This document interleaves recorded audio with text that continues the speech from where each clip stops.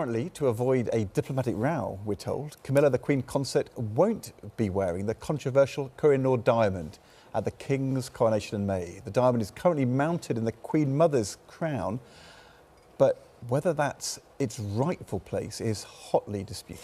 It's, in fact, India that claims ownership of the Kohinoor, with the country calling for its return after they say it was seized in the colonial era. But what about other crown jewels?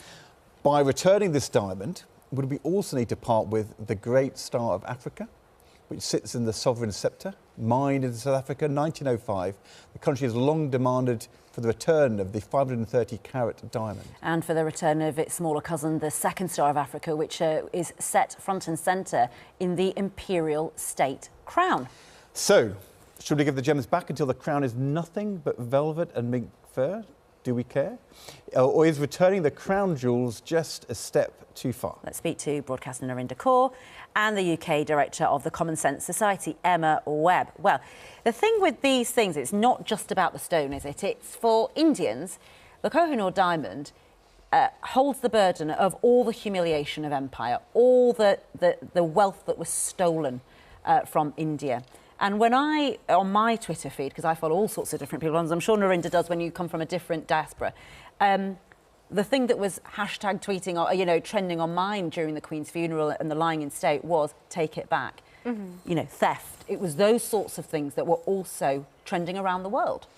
Well, it's certainly not all Indians, because the historian Zarir Masani, who spends his life between India and London, has made the argument that this diamond absolutely should not be returned. And one of the main reasons for that is because the ownership of this, I mean, obviously every artefact has its own distinct history.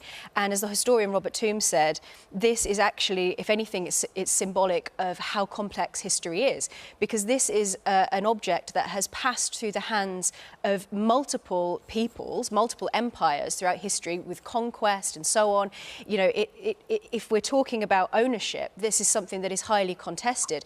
You could have claims from Afghanistan, Pakistan. No, that's a benign argument. It's a very weak argument, because the Kohinoor represents a colonial past of pillaging, bloodshed of millions of Indians. And actually, it's hurtful to many Indians around the world and here in the UK that actually it was stolen. It was taken from Dalip Singh, who was a 10-year-old boy king during colonisation. And why the British insist on keeping it, and I'd say it was a very diplomatic decision by the British government to not have it used in the coronation. Why? Because it sidesteps the argument that actually this diamond does not belong in this country. And why are museums still benefiting from colonisation? It's hurtful. But it is interesting, though, because the Afghanis might say that they have a claim on the Kohinoor diamond. It was found in Indian soil. The Afghanis only had it for 50 years. It was founded in Indian soil, and that's the end of the argument. Yeah. It needs to go back.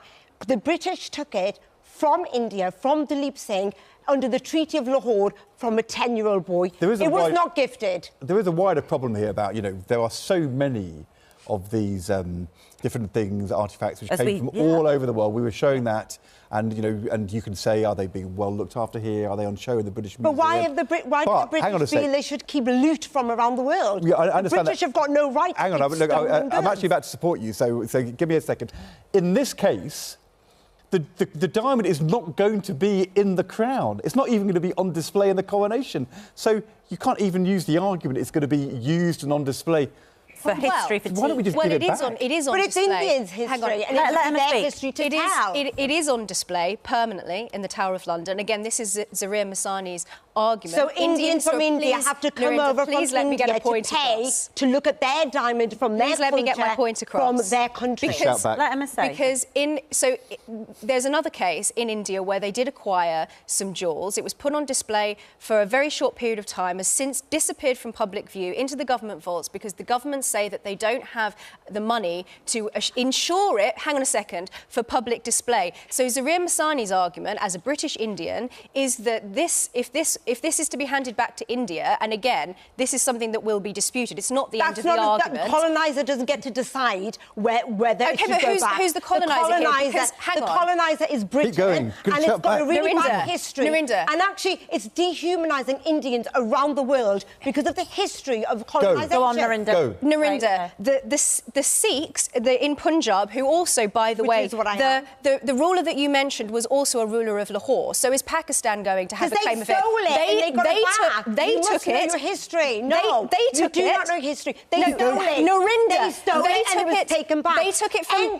The end argument is that the Queen... Let me finish my point, please, Narinder. Go. They stole it from the Persian Empire. The Persian Empire invaded the Mughal Empire. No. So you don't know your history. This is a contested object. Can I just say, Emma?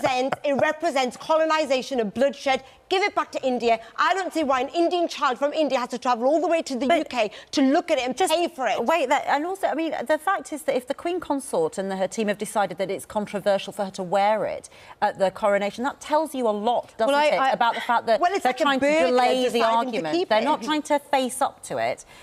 Well, the Royal Household is trying to delay this diplomatic round from emerging. I understand why they've made this decision. I can see why their advisors have told them to do this, but I think that it's a mistake. You think they should wear it with pride? And I think that ultimately the most important point... still telling us what to do. The most important point to make here is that it's about whether things can be seen, whether they will be on display. So India... hang on. So you're saying the UK Narinder, please. India doesn't know how to display their own diamond. These objects are contested. Our museums will be completely stripped of everything if we go down this road. History is complex. Right. Our museums are full of stolen goods. Give back everything. Narinder, our museums should not be benefiting from colonisation. Narinder and Emma. So, thank you both of you. Mrs. Merton, eat your heart out. That is a heated debate. But it's a very serious debate, actually, for many people. Yeah, it's not just about the sort of look of the coronation. Fantastic to have you both on.